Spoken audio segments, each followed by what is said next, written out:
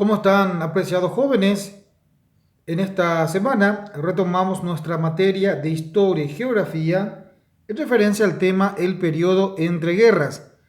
Recordemos que este periodo había sucedido una serie de acontecimientos históricos ya tras la finalización del año 1818 hasta el año 1939. Una serie de acontecimientos, una serie de sucesos que se habían desarrollando, se habían ido desenvolviendo en Europa y otras partes del mundo.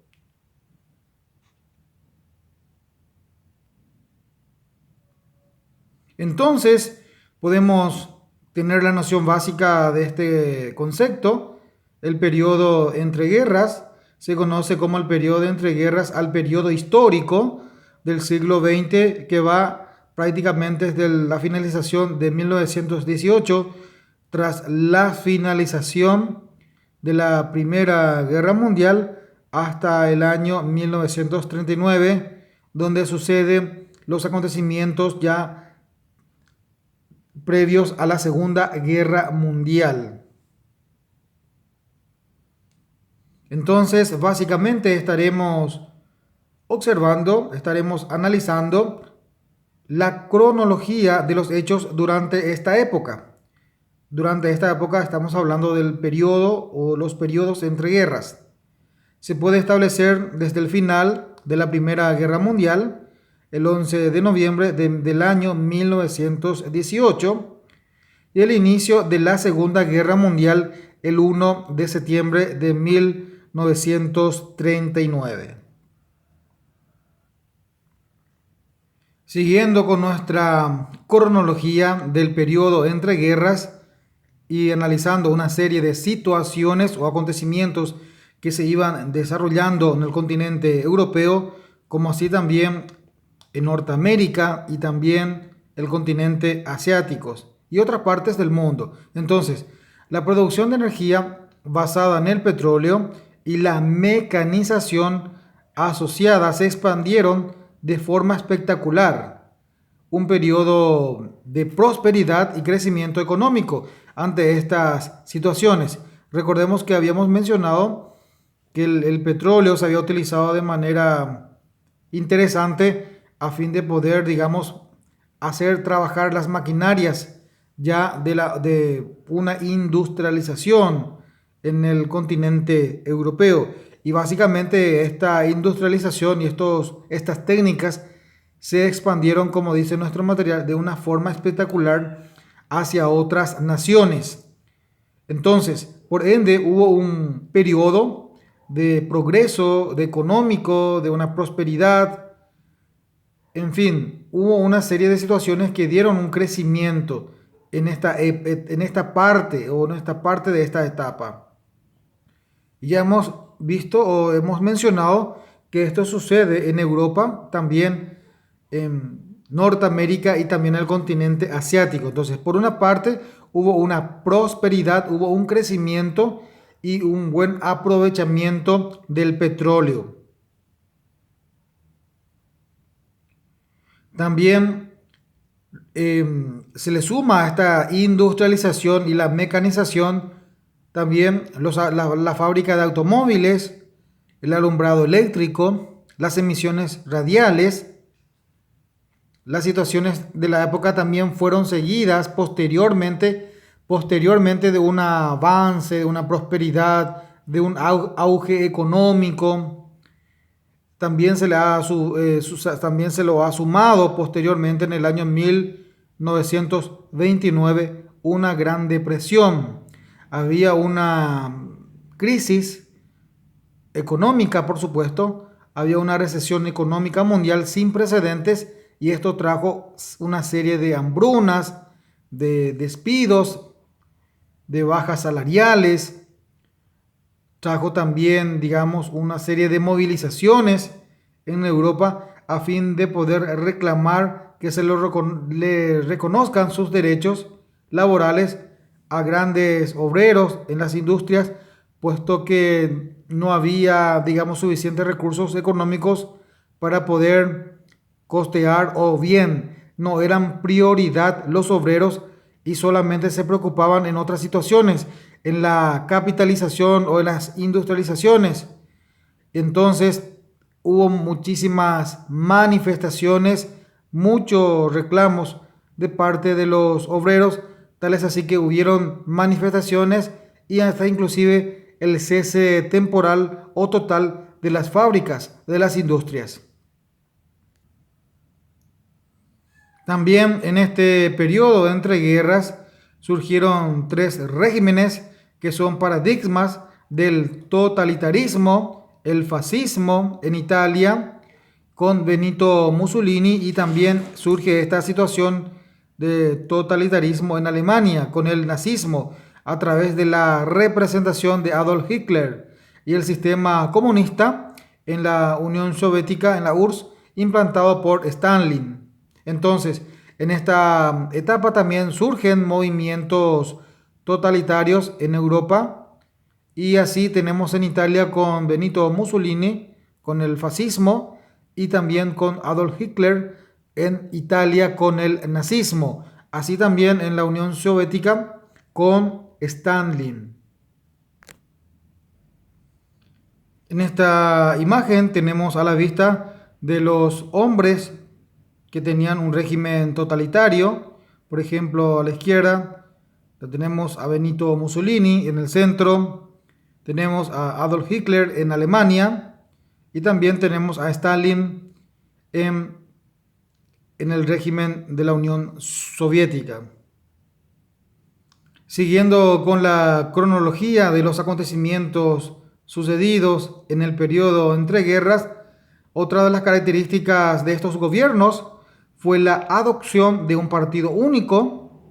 Utilizaban el poder para manipular a los ciudadanos, instalando un estilo de conducta y un pensamiento acorde al gobierno de turno. Entonces, resaltemos que solamente hay un partido único, y sobre todo todos los que estuvieron en el gobierno buscaron la forma de manipular y congraciarse con el pueblo para tener más popularidad, y también habían hecho propagandas a fin de poder, digamos, mantener esa conciencia y manipular la conciencia de su pueblo, de sus ciudadanos, a través de la imprenta, o a través de los periódicos, o a través de las emisiones radiales. Constantemente allí hacían propagandas, alusiones a sus líderes, y sobre todo de qué manera supuestamente traerían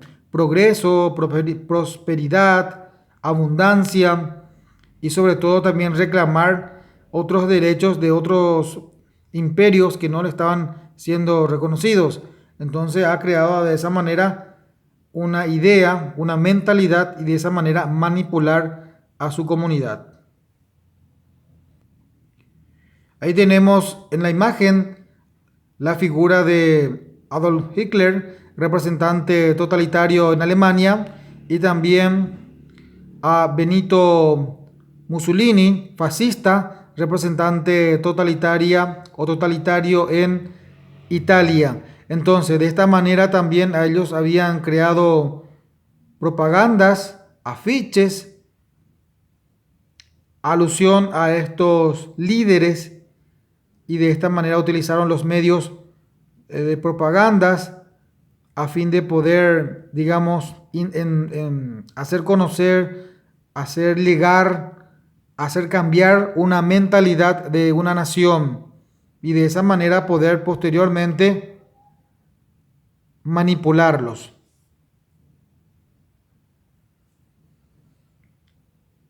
La libertad, la razón y el derecho del individuo fueron reemplazados por la preeminencia de la nación, la raza o la clase, y la representación del líder. Entonces, ahí tenemos a la vista grandes líderes totalitarios que hubieron en Europa. Tenemos a Adolf Hitler en Alemania, tenemos a Benito Mussolini en Italia, y también Stalin en la Unión Soviética, en Rusia hoy día. Bueno, entonces ellos reemplazaron los derechos individuales por los intereses de la nación y prácticamente controlaron todo lo referente a los derechos. Ellos imponían cuáles eran esos derechos que deberían ser acatados, que deberían ser respetados. Sobre todo, todas las decisiones, todas las políticas deberían ser respetadas y acatadas por los líderes de la nación y sin cuestionamiento alguno. Tenían que aceptar, tenían que acatar y no tenían que prácticamente protestar. Posteriormente vamos a ver esa clase represora, militarizada y sobre todo una clase que controlaba el descontento de grupos de personas. Entonces, resaltar en todo momento y respetar la figura de estos líderes totalitarios en Europa y sobre todo reemplazar la libertad y los derechos individuales por los intereses de la nación. Entonces, siguiendo con las bases generales de los regímenes totalitarios, tenemos un contexto histórico, como ya hemos mencionado, la crisis económica del año 1929 con el crack de la bolsa de valores en Nueva York. Había caído la bolsa de valores y sobre todo el cierre de las fábricas en muchos de los imperios de las grandes naciones. Esto, como ya hemos también resaltado, trajo paro en las actividades laborales, en las industrias, en las fábricas. Por ende, si una economía está paralizada, no se avanza o no crece o no circula o no se trabaja. Esto trajo un malestar social, trajo miseria, trajo hambruna, mucha hambre y sobre todo una recesión económica importante donde trajo malestar dentro de las naciones, dentro de los pueblos, que son los que más habían sufrido estas situaciones, esta recesión económica. Y sobre todo había esa pérdida de confianza en un sistema democrático, capitalista. Entonces ellos ya no confiaron en un sistema capitalista democrático, puesto de que traían estas consecuencias en aquella época de un periodo de recesión económica, muchas paralizaciones en las industrias, en las fábricas y por ende trae consecuencias sociales como el hambre, la miseria, el temor al contagio revolucionario que había surgido en Rusia. Todos estos elementos o todas estas características preponderaron para que posteriormente se estableciera un régimen totalitario. La imposición de condiciones de paz muy severas a los vencidos en la Primera Guerra Mundial. Bueno, recordemos también que Alemania tenía un descontento, sobre todo con el Tratado de Versalles, donde básicamente se los imponía una serie de cláusulas y restricciones muy severas, como la desmilitarización de su nación y sobre todo el alto gasto de guerra que deberían pagar o tenían que tener ante las tropas vencedoras, aliadas.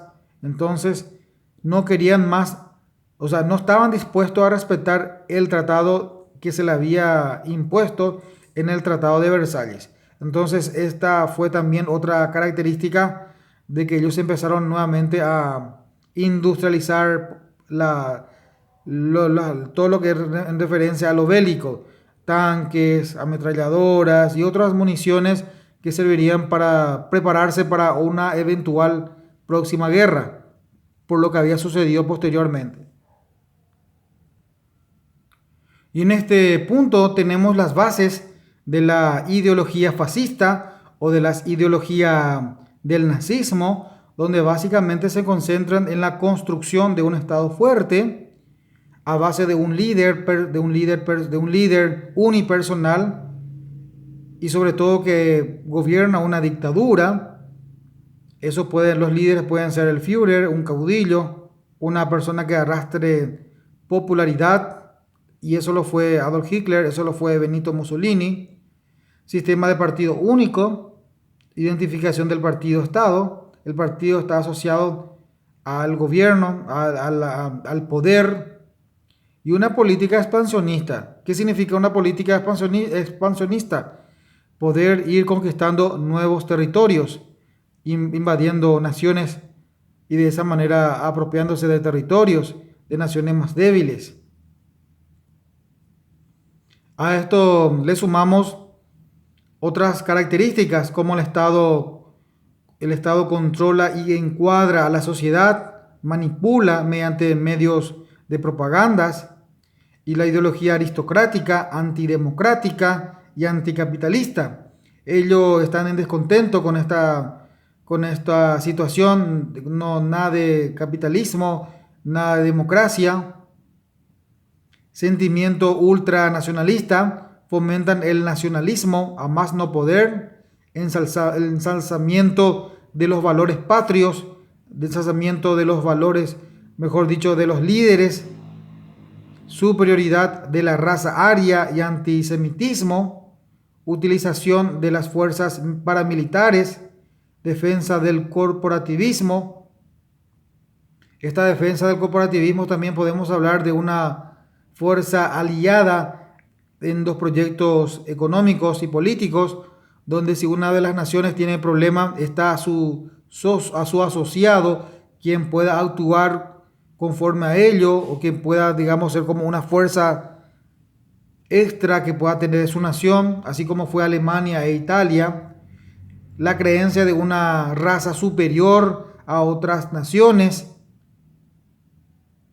y sobre todo digamos, el valor alto de un nacionalismo donde prácticamente entra ya a tallar lo que es el fanatismo hacia una nación, y esos querían hacer ellos conocer a toda la sociedad mediante sus fuerzas, mediante la estructura del poder.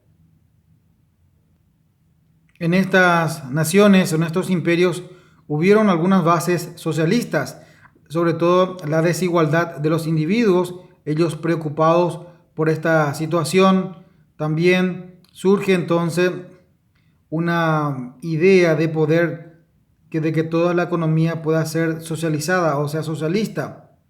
La clase propietaria se encontraba temerosa de la revolución comunista. Los obreros desempleados en riesgo de exclusión social. La desmovilización de la post-Primera Guerra Mundial generó más desempleos. El militarismo. En algunos de estos imperios se habían formado la Gestapo, la SS, las camisas negras. Son fuerzas paramilitares represoras en estos distintos imperios o naciones, como las camisas negras en Italia, la Gestapo y la SS en el nazismo de Alemania. Sobre todo también que los grandes terratenientes o propietarios tenían el temor de que sus tierras fueran, digamos, quitadas por los poderes, y de esta manera utilizar como una forma de capitalización. Normalmente estas situaciones eran común entre los gobiernos que empezaban a quitar las tierras a fin de poder, digamos, reorganizar la economía del Estado. Entonces, ante esta situación había estaban descontentos y temerosos que pudiese ocurrir esta situación. En fin, luego de pasar estos contextos históricos, las bases fascistas y las bases socialistas, también hubo acontecimientos en Asia, en el continente asiático, sobre todo el militarismo japonés. El joven emperador Mitsuhito, 1852-1912, accedió al trono en el año 1867 a la muerte de su padre, el emperador Komei.